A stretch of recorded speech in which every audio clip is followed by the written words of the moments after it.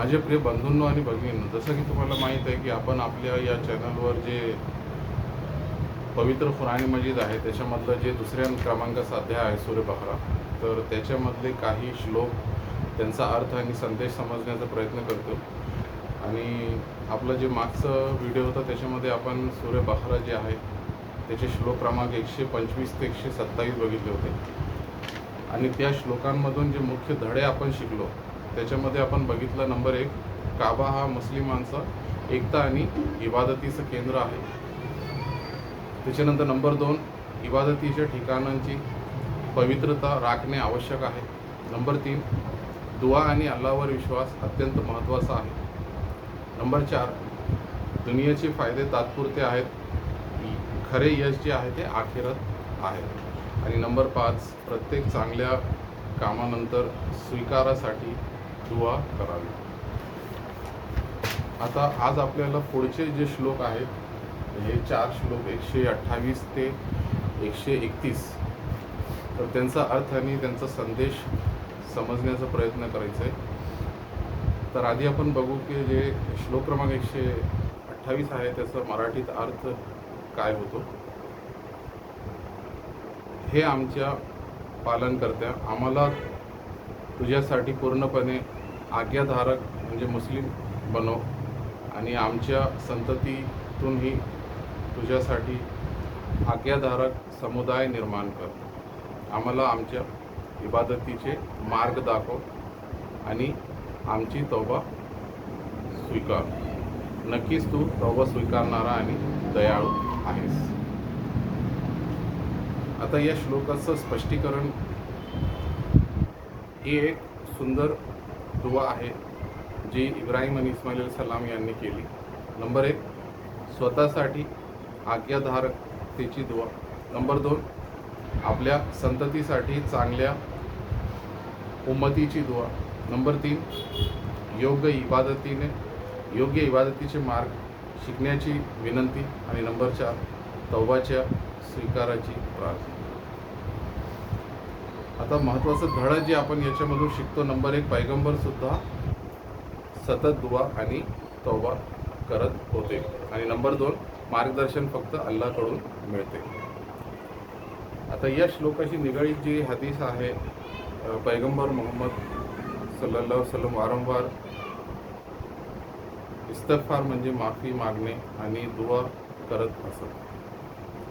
अच्छा, या श्लोकाला आपण आजच्या जगाशी कसं जोडू शकतो, तर हा श्लोक आपल्याला शिकवतो, नंबर 1, स्वतःसाठी आणि मुलांसाठी दुआ करा. नंबर 2, योग्य इबादत शिकण्याचा प्रयत्न करा. आणि नंबर 3, नेहमी अल्लाहकडे माफी मागा.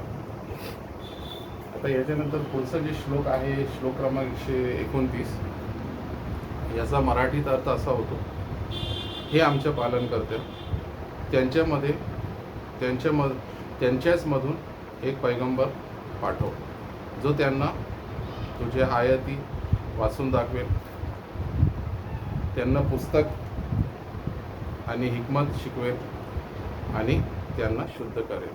नक्कीच तू सर्व शक्तिमान आणि सर्वज्ञ आहे.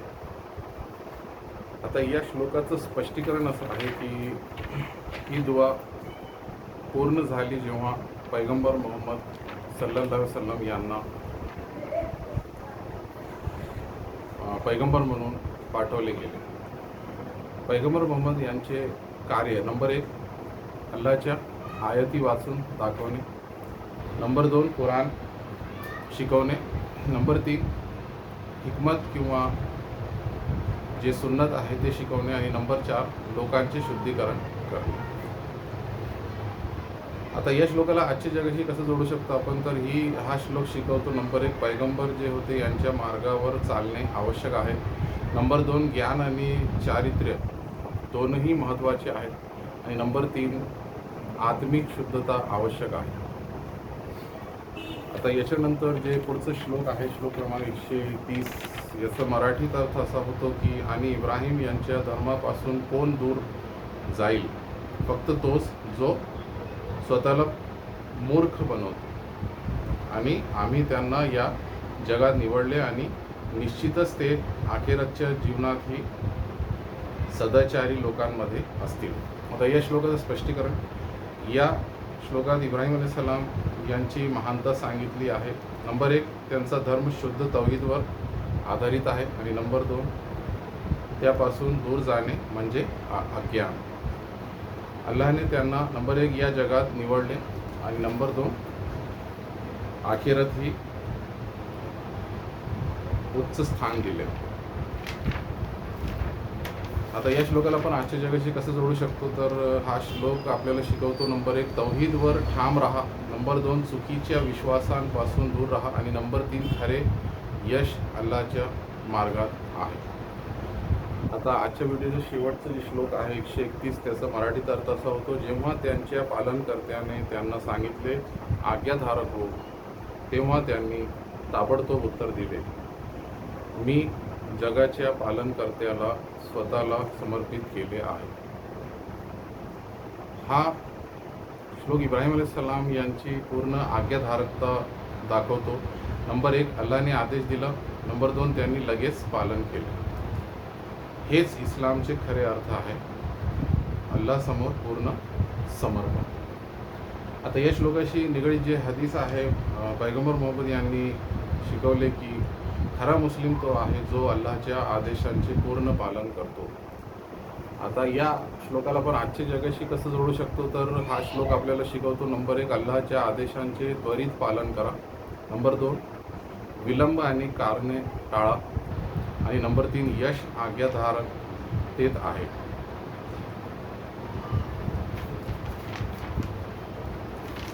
आता या 4 श्लोकांमधून आपल्याला जे मुख्य धडे शिकायला मिळतात, म्हणजे श्लोक क्रमांक 128 ते 131 सूर्य बकरा. तर नंबर 1 स्वतःसाठी आणि संततीसाठी नेहमी दुआ करावी. नंबर 2 पैगंबर सल्लल्लाहु अलैहि वसल्लम यांचे कार्य म्हणजे शिक्षण आणि शुद्धीकरण. नंबर 3 इब्राहिम अलैहिस्सलाम यांचं धर्म शुद्ध तौहीद आहे. नंबर 4 इस्लाम म्हणजे पूर्ण समर्पण. आणि नंबर 5 यश अल्लाहच्या आदेशांचे पालन करण्यात आहे. तर हे काही गोष्टी होते जे या 4 श्लोकांमध्ये सांगितले होते. आता याच्या पुढचे जे श्लोक आहेत त्यांचा अर्थ आणि संदेश आपण पुढच्या व्हिडिओमध्ये बघू. आज आपण इथे थांबू.